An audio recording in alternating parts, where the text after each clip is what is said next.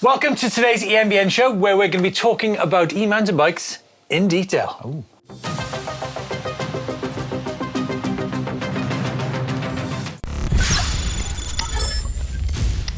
Don, new Orbea Wild launched recently. The first Orbea Wild came out in 2018. It's very much a fine tune of that fantastic bike. Yeah, you've been riding one, I right? have. I was a bit worried when they said they were updating it. I thought the previous one is such a good looking bike. But obviously it's the same silhouette, although it is redesigned from the ground up. It's slack of 63.5 through head angle. It's a brilliant big hitter, 170 front to rear, although you can get an ST Trail version 150. Obviously, it's got the new Bosch CX motor as well, but it's a really sorted bike down the hill. It's interesting, isn't it? Because the Wild is categorised as an enduro bike, yet at the same time, there is the Orbea Rise, which is an equally incredible bike, but that's categorised as a trail bike. And, you know, you've got the likes of Damien Oton, who's podiumed at World Cup level. Yeah. But it is a different bike. The Rise is 150, 160 in long travel and 140, 140 in short travel. It's kind of surprising, I thought, to see Damien Oton do that. But it is a really capable bike, but it does feel, to me, like a trail bike that you can ride really hard. And I'm lucky enough to have both these bikes in my garage at the moment, so I've ridden both of them quite a lot. But even, the Wild has got a Fox 38 fork, it's got downhill tyres, it's got a bit of weight behind it, which is good in a lot of situations. Weight's a good thing. Well, it's not, by no means heavyweight. Orbea actually say that it is their lightweight full power bike, but compared to the Rise, it's a couple of kilograms heavier. But the Rise, to me, I know you can ride that. It's got the Shimano EP801 motor with the RS, but now you can use the RS Plus with 85 Newton meters. To me, that bike makes more sense for the style I ride it, actually down in the 60 Newton meters and going a bit further. Yeah, I guess we can talk. We can compare batteries later, because the Rise has got a 630 watt-hour battery Shimano in it. Yeah, or 420. But I think, just to pick up on what you said there a minute ago, because when you're making a decision about what e-bike to get, the distinction between trail and enduro, it overlaps so much. But I think you mentioned, it simply comes down to heavier components, such as a Fox 38 or downhill case and tyres. Shock, all sorts of things do add up. And obviously the frame is beefier as well, both carbon frames. But the way they've made that more rigid round the bottom bracket adds probably a little bit of weight, although I haven't compared the frames together. Funny enough, over on GMBN, I've done a bit of a guide. If you're thinking about buying your first e-bike, should you go for mid or full power, and talking about the differences between the two.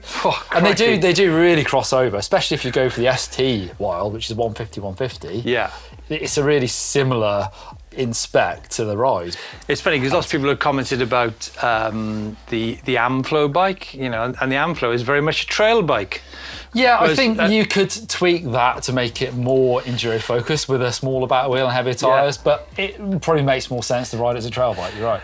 Let's talk about the material then. Now, the Wild comes in either carbon or alloy.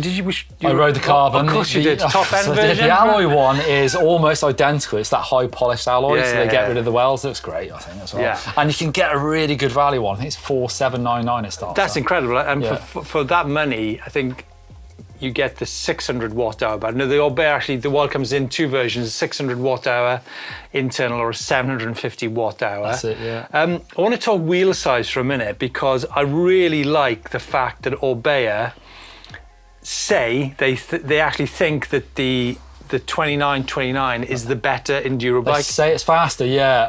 Obviously, Flo Espanera has endorsed this bike at world level. She's won the series, she's won countless races, and I think when you're looking at an e-mountain bike, which, is a tool for going up as well as down, I personally think 29 is better on the back. I think you're right, but I swapped mine, Steve. So you actually can swap the linkage, or you can spec the bike in on Orbea's Mio to come as either. And I've swapped it to 27.5, and it's crazy. It keeps the same angles, but you look at how much clearance you've got now. And I like that for fun riding, for jumps. There is a slight compromise on going up and maybe really fast down, but well, I don't know. I think 27.5 on steeper ground is better downhill. I do as well. But Orbea, are pretty insistent that it's faster. But I guess the great thing, Orbea got the race team, and they can tweak the bike depending on the tracks, right? So if the power stages are less technical, you could probably get away with a 27.5 on the rear. And it's interesting, that is one of the updates from the previous Wild. That was 29 only. Was it? They've decided actually they want to give riders the option. Yeah. For fussy people like me, they can go smaller if they want to. It's just like, just to finish off on the wheel size, I think when you're climbing, and just to explain this, when you're climbing on a 29, your weight distribution is more balanced in an uphill scenario, because if you've got a smaller wheel on the back, you do tend to fight over the front of the bike a little bit more to re-centralize your weight, whereas you don't do that as much on a 29. However, when you go downhill, I guess the opposite. Doesn't it shorten the effective chainstay of it with a smaller back wheel, so that doesn't make it quite as balanced for climbing, I suppose, but... Battery, 600 or 750 watt hours. Yep. Now, you did a video on removable versus non-removable batteries recently. Yes. Will that factor in people's decision making? Definitely do. You've seen a lot of new bikes come in with people making a point of making removable batteries. Obviously, it does add, we hear a kilogram, but I think people are trying to engineer around that as well now. So I said in that video, for me, it's never been a big deal, never a deal breaker, but I know for some people it definitely is how easy they can take out their battery. I think if you live in a flat or if you travel lots and you need to take them, you can't take the bike into the hotel room or into your flat and stuff like that. I think it does play a part, but I think for me the bottom line is, 750 watt hours is a lot of fuel in the tank. Yeah, exactly. And I think that's the most important consideration. But it's good that, again, depending on different rider weights or different types of riding you do, there's the option of 6 or 750. Mm-hmm. Motor. Bosch CX, it's not the Gen 5 as many journalists point out. It's actually, I think Bosch said if they went down the Gen series, they'd be on to Gen 6 or 7 by now, because they've been refining it over the years. Yeah, I mean, I understand that, but it's a different shape. It's got 2 bars, not 3. It's a different form to it. So anyway, it is the new motor, and it is dead silent. It's the Bosch sort of quality feel, and love. It's got a good feel to it, isn't it? Yeah, it suits that bike, I think, as well. Yeah, I think so. Just to give you guys a summary of what they've done, they've quietened the motor downhill and uphill. The way they've made it quieter downhill is the fact that there was a very small bit of play in the crank area. So when you got that leverage on the pedals, that resonated through the crank and into the frame. Yeah, right. And they put a really, really clever flywheel underneath the first sprocket in the motor now to eliminate that. But in terms of the silence going uphill, they put a different material in one of the cogs, which makes it... It's still got a really nice whir to it, but it's actually quieter than it was previously. And 100 grams lighter, I think, in it, Steve, something like that. Yeah. Not bad. That's about it. And Don, you're not told us how it rides. Which one? The Wild. The Wild is wild. It's a fun bike to throw around. Yeah, I've been hitting some jumps, doing some downhills.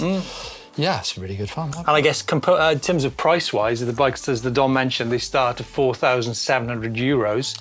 But you can get a version with a 750 watt-hour battery for about £5, which is incredible, right? Up to the top spec. I think it's the M Limited for £10,999 pounds. Yeah. I think. So fantastic bike from Orbea. Feedback. People have been giving you feedback this week, Steve, from the Rock Show. So Rhapsodist says, if the new Bosch motor is not Gen 5, then why the f*** does it have a new bolt pattern and 0 backwards compatibility? I'm with you there. I mean, it's an updated motor, Steve. Get with it. Okay, all right. Well, can I just maybe flip the conversation a minute? We did a piece earlier in the year about obsolescence and people's obsession that their bikes are out of date. Yeah. You look at bikes such as, I don't know, like Levo from 6 years ago, 700 watt-hour battery, great motor, great geometry. You can fix a motor for 250 quid. Yeah, I get that. It all feels a bit sort of back market getting those motors fixed to me a little bit. It would be nice to be able to just buy a new model motor for your 5-year-old bike. Maybe that is unrealistic. Does this come down to personalities? I don't know. What's the next question? Hiru S22 says, too much time talking to industry people and not enough spent on bikes. I honestly couldn't give a how long some trade show has been going. But I did want to hear more about some really interesting bikes. I've got 10 seconds each, Steve. So well, hopefully we've addressed that. We've addressed that in today's show with the Orbea Wild and the Rise. That's true. We will strive towards getting you guys more information on a weekly basis. But I did want to pick up on Francois Dola, first ever winner of the Mega Avalanche. We were at a French festival. Yeah. I think it's important. And then Samuel Parody, who's was my arch rival racing, an incredible rider. He also won the Mega Avalanche many times. I just thought it was good to have a few characters in the mix. Characters, there. And then, okay, we've got a question here from Diesel Dan.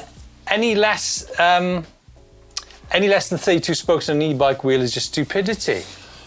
There's lots to talk about. I mean, up front, less spokes and compliability, is that a word? Where obviously for an e-bike they do need to be strong, but I definitely feel like between back and front there can be some difference in spokes to play to the strengths of how you want the bike to handle. But and actually I like alloy rims. I'm quite a fan of them. Me too. Yeah. I think did a bike test many years ago where we had 12 160mm travel bikes, and one bike in particular was performing so well down to this rock garden. Didn't realise till later that it was because it had a 28 spoke front wheel. Yeah, interesting. Another question here from Carol Spiritus.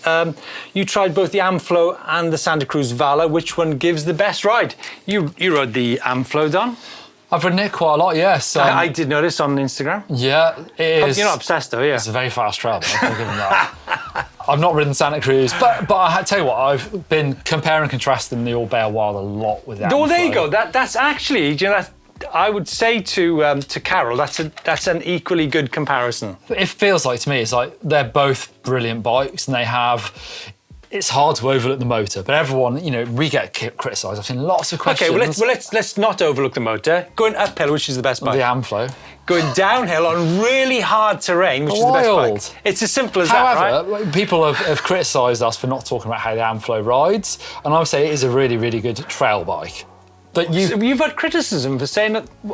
Surely we demonstrated. Well, we all bang on about the motor and not about the bike. And actually, I think the bike is great. I think you could make it a better enduro bike by speccing it a bit differently. Well, then it would become an enduro bike. That's why Orbea have made it a Rise and a Wild. Exactly. This is the trail bike. That's the enduro bike. I agree, Steve. You don't need to get so angry. I've had a double espresso. Am I angry? I'm not angry. Fired up. Am I fired up? There's a difference between fired up and angry, right? To answer the question on Santa Cruz, I think exactly along those lines. I think downhill, definitely the Vala, uphill, definitely the Amflow. But what you need to consider as well is the Santa Cruz has got 600 watt-hour battery, and the Amflow's got the option of 600 or 800. So there's other parts of the story as well, isn't there? There's a lot to consider. And one more, right? One more question. Teo Court official says, time to compare it with a new Levo 2025. What on earth? 2025, Steve? I don't know. Have you got something to share with us? Okay, and then one last question. Big fan of videos from Ola Gartram. Could you do honest reviews, please, and not just positive advertising for all e-bikes? Well, I think the fact that we can actually discuss so many things. I mean, by the way, more than happy to answer any questions you've got when it comes to any e-mountain bike, and we will definitely give you an honest answer. But if you're asking this question, if you asked us the question, what do you prefer, a Vala or the Amflow? It's not as simple as that. Where do you ride? How much do you weigh? What's the range you do? All these different, there's so much in it, isn't there? Biggest questions are always, at the moment, is how does Amflow ride?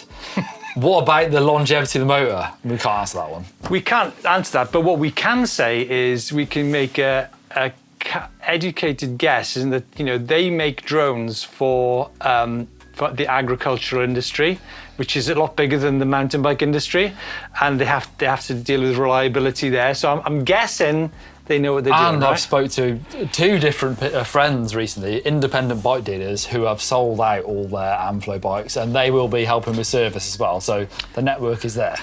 But keep the answers, keep the questions coming in, and we will do our utmost to help you fix the questions you've got. Right, let's take a look at some cool places that have been submitted this week. First one is from Robin in Sweden. Ho Valley bike trails with the mountains up in the Verdalen as a bag range. Canyon. Vendalen. Is that Strive? Strive or Spectral? Strive, Underdog. Yeah, it is, I think, isn't it? Yeah. What about Wooded Rays in Uinta Mountains, Utah? Everyone's talking about Utah at the moment. They are. I tell you what, Blake and Louis did a fantastic film in Utah, didn't they? Great, wasn't it? Over on Jim, yeah. Worth checking that out, folks. It's really cool. Rampage. Gaz has been making the most of a late summer on Exmoor, which I know that place a little bit, and it is a lovely place to be out on your bike, isn't it? Yeah, and then we're looking at Quatan and his father, coolest guy ever. Wow. I've been riding 3 to 5 years, convinced my dad who hasn't touched a push bike in 30 years, and they're out on their Levos, out in a small mining town in Australia. Oh, nice. Right, the Bike Vault, we have Dave Carpenter riding the Twirch Trail. Come car, Steve. How'd you say that? Turch. Oh, that's it, close enough. Go on, give it a go then. On a mad You're going to have to get used to this, you know that, don't you? Turch. Mondraker carbon. Super crafty. nice. Super nice. Very nice, isn't it? Yeah. High Back Enduro, Revolution Bike Park. Oh, 3 miles from home. Lucky Bit Owen. messy. Bit what? Messy? The shot's a bit messy. So we mean that is a great place for an e-bike though. But when you compare that shot to the next shot, lots cleaner the next shot from, sorry, nice or super nice? Nice. Yeah, nice. And then Handsome Dan's Merida in Auckland, New Zealand. Yeah, Handsome Dan. That's a super nice, isn't it? Auckland, yeah. Make it mine, Yeah, go on. Super nice. Lonely Shepherd. This is in Abergavenny. A beautifully taken shot. Now, I can appreciate the perspective on this, right? That's a really cool shot. The bike's a bit dark, but what a fantastic place to ride. Some good riding around there, Steve. Minute D. Mini Do. Mini Do, remember that Mini spot? Do.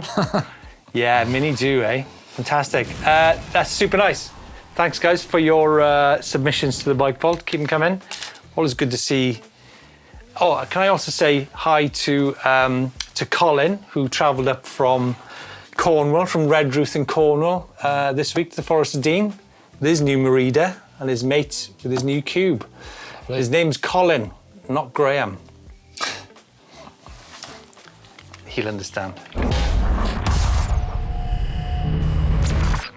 Right, some social news. First of all, some nice views here. Is that the Matterhorn? I believe so, Zermatt, isn't it? Matterhorn? Zermatt is the Matterhorn. This is Fazua and Tomola riding in the sunshine in the mountains. Lovely job. Nice background. And then bit of racing here. It's a real shame about the World Cup e-bike racing for next year, isn't it? Well, that's Enduro. This is the cross-country World Cup. Okay, right. So this is going. Am I right? I don't know. It's not going. World Cup. And there's the last one here, Don. This is this gentleman's fault. This shot of Rich. Testing out the waterproofness. What I want to know, though, is did you finish the shoot there, Leo? You didn't finish. So you had time to shoot social content for Richard Payne, but no time to shoot the video. Pouring down. That is the UK. Actually, it's been a bit drier recently. The last couple of weeks, it's been I love conditions like that. Yeah. That's it for this week's EMBN Show. Let us know your thoughts on the Orbea Wild. The Don certainly has got his opinion on them. Brilliant. Brilliant. Yeah. See you next week.